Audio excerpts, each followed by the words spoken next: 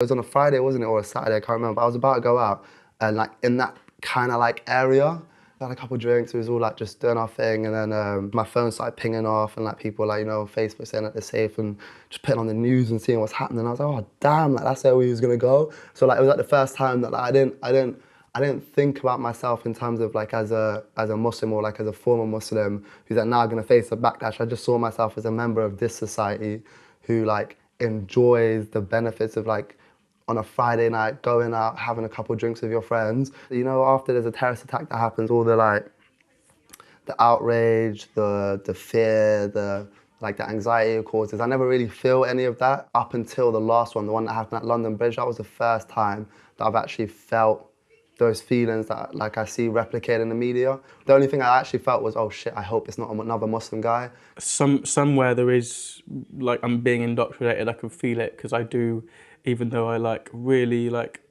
abhor the narrative that is being given to me about sort of the terrorism being equated just to people from the Middle East and backpacks and beards. There is actually somewhere in me that like that's sinking in, because occasionally I will see two tube journeys where I've seen someone who looks Middle Eastern who's wearing a backpack, and I go, oh fuck, and like it's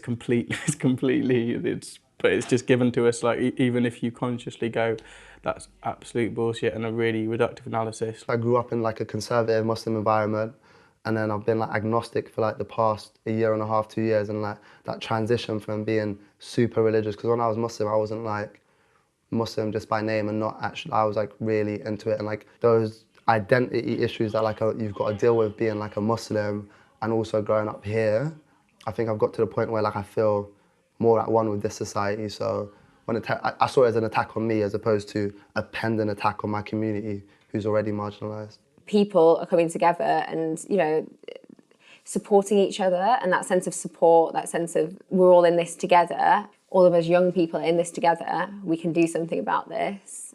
It does give a sense of, you know, I'm not scared. Obviously, I think there is a strand of media projected fear. Steven Pinker's The Better Angels of Our Nature, that says actually the world's got a lot safer. But one of the arguments, due to sort of media perseverance of this like scary narrative constantly, then there's a perception of fear. I feel it's a little bit goes in like cycles where you just get a barrage of like awful things happening over the world, and it's like too much and you can't even engage, and then occasionally you'll read something and you go, oh no, hang on, shit, they're actually people. My mum was like walking down Acton High Street, and like some homeless man came and spat on her, and she was my little sister at the time. So that's the kind of stuff that happens. We're angry about it, but what can you do? The people who are committing these terrorist attacks, like they have like a really set, narrow understanding of the religion, which of the 1.2 billion Muslims in the world, like a very small amount of Muslims like interpret the religion that same way. It's like with Christianity, there's like there's Protestants, Catholics, Anglicans, evangelists, I don't know, but it's a massive like thing open to interpretation, and like one small strain of it leads to these kind of like attacks that happen, but people don't understand the nuance of it and like the way it's like reported, and it's like Muslims are doing this. People who feel a certain type of way, who like angry about what happened, feel like helpless in terms of doing anything about it. When they see a symbol of the religion, like, that's what they'll attack. So he wasn't attacking my mum personally. He was attacking like that thing which caused the terrorist attack, which he's unhappy about. That's the first time it happened, and the only time, thankfully, like something like Islamophobic happened after a terrorist attack personally with me, but you hear about it like all over my Facebook, and just like WhatsApp messages will go out. Like if you're not Muslim, you wouldn't know, but there's all these WhatsApp messages will go out, and like make sure like there's no like Muslim ladies walking about by themselves at night, because after these terrorist attacks happen, there's always reprisals, and they're like never reported about. We should be scared.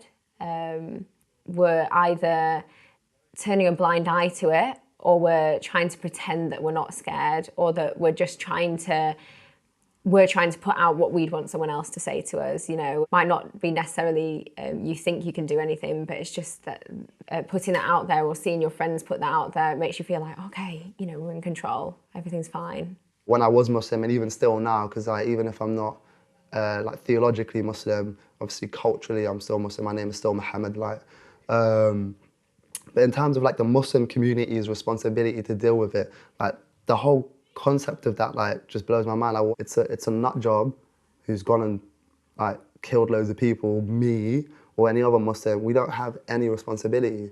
We don't have any more responsibility than anyone else. We feel more snap, all right, how we're gonna have to defend ourselves now, as opposed to this is outrageous and how could it happen, and we need to like strip away human rights and make sure that the intelligence agencies have everything they need to stop this. Like, we see it the total other way. We're like, oh snap, MI5 and MI6 are gonna get more powers to surveil our community. What I've kind of read about some of the people or some of the ideologies behind it, it seems like the message is the opposite, that for them this is the hope. What you perceive death to be isn't the same meaning that somebody else perceives it to be. So where some people can see it as very final and I guess a loss of something, there are some people that see it as the ultimate sacrifice. It could be their way of showing their hope for something. So their hope that what I want to be done or to be known or to be shown will happen by me doing this. And this is my sacrifice for that hope. They don't see it as this kind of all-consuming thing where it's like, I have to die because it's all horrible, it's all bad, blah, blah. It's because I genuinely believe that this cause is so important, and my hope is that the cause will push through by this act.